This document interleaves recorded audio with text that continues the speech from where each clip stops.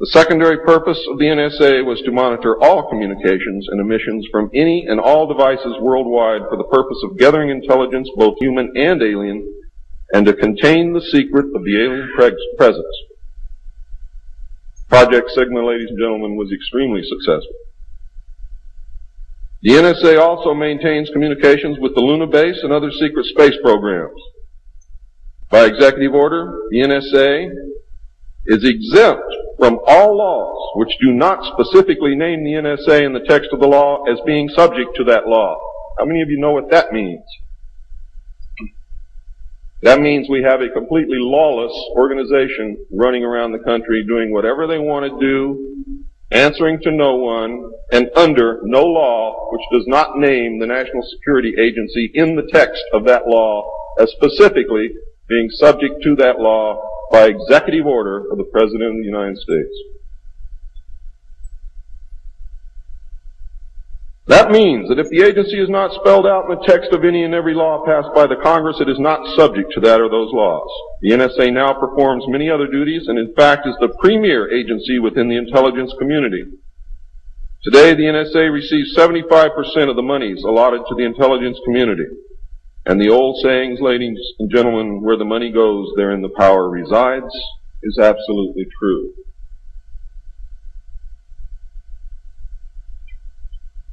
The DCI today is mainly a figurehead. He is in charge of the CIA. The CIA does have many functions which are useful to this country and some which are deadly to us. The DCI, of course, is in charge of that agency. But he is not, as everyone thinks, the head of the intelligence community. That position really and truthfully lies with the director of the National Security Agency. The primary task of the NSA is still alien communications, but now includes other alien projects as well. President Truman had been keeping our allies, including the Soviet Union, informed of the developing alien problem since the Roswell recovery. This had been done in case the aliens turned out to be a threat to the human race and thus the world. Plans were formulated to defend the Earth in case of invasion. These were international plans, which included most of the countries of the world. Great difficulty, however, was encountered in maintaining international secrecy. It was decided that an outside group was necessary to coordinate and control international efforts in order to hide the secret from the normal scrutiny of governments by the press. The result was the formation of a secret society which became known as the Bilderbergers. The headquarters of this group is in Geneva, Switzerland. The Bilderbergers evolved into a secret world government that now controls everything. The United Nations was then, and is now, an international joke.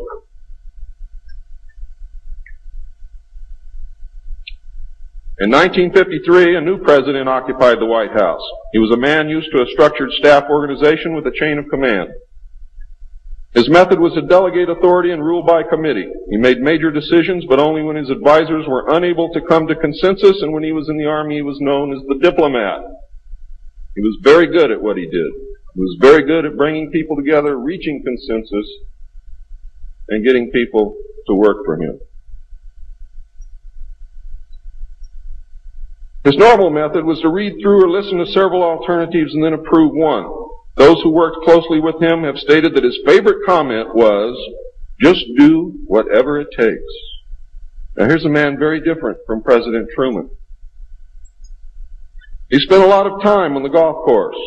This was not all unusual for a man who had been career Army with the ultimate position of Supreme Allied Commander during the war, a post which carried 5 stars along with it. In fact, he deserved it. This president was General of the Army Dwight David Eisenhower. During his first year in office, 1953, at least 10 more crash disks were recovered, along with 26 dead and 4 live aliens. One of the 4 live aliens died within hours of being removed from the craft. The others died approximately 3 or 4 days later.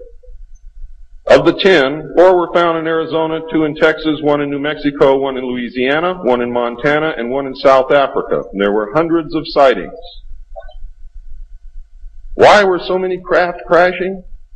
Because the government was scared.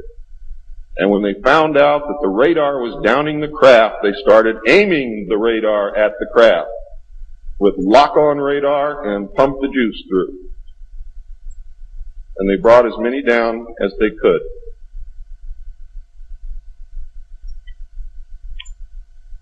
Eisenhower knew that he had to wrestle and beat the alien problem. He knew that he could not do it by revealing the secret to the Congress, because, in fact, isn't that the same as telling the public?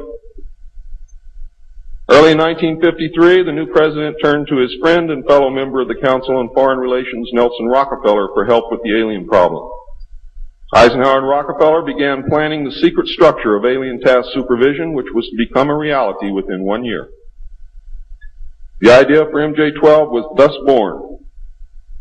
It was Nelson's uncle Winthrop Aldrich who had been crucial in convincing Eisenhower to even run for president. The whole Rockefeller family, and with them the Rockefeller empire, had solidly backed Eisenhower. Asking Rockefeller for help with the alien problem was to be the biggest mistake Eisenhower ever made for the future of the United States and most probably all of humanity, as you will soon see. What he literally did with this act, ladies and gentlemen, is abdicate the presidency to a secret group. Within 1 week of Eisenhower's election, he had appointed Nelson Rockefeller chairman of a presidential advisory committee on government organization. Rockefeller was responsible for planning the reorganization of the government. New Deal programs went into one single cabinet position called the Department of Health, Education, and Welfare. When the Congress approved the new cabinet position in April of 1953, Nelson was named to the post of Undersecretary to Ovida Culp Hobby. In 1953, also, astronomers discovered large objects in space which were moving toward the Earth, and it was first believed that they were asteroids. However, if you know much about astronomy, you know that you can predict or project backward orbital paths of bodies in space and determine where they come from, what they're doing, where they're going, and what their orbital path really is. Well, this failed to pan out, and the evidence proved that the objects could only be spaceships intelligently guided. Project Sigma intercepted alien communications, and when the objects reached the Earth, they took up a very high orbit around the equator. There were several huge ships, and their actual intent was unknown. Project Sigma and a new Project Plato, through radio communications using the computer binary language, which the aliens understand very well, they're very mathematical minded, was able to arrange a landing that eventually resulted in face-to-face contact with alien beings from another planet. Project Plato was tasked with establishing diplomatic relations with this race of space aliens. But in the meantime, something else happened. In the meantime, a race of human-looking aliens contacted the United States government. Where this happened, I do not know. I wish that I did. This alien group warned us against the aliens that were orbiting the equator and offered to help us with our spiritual development.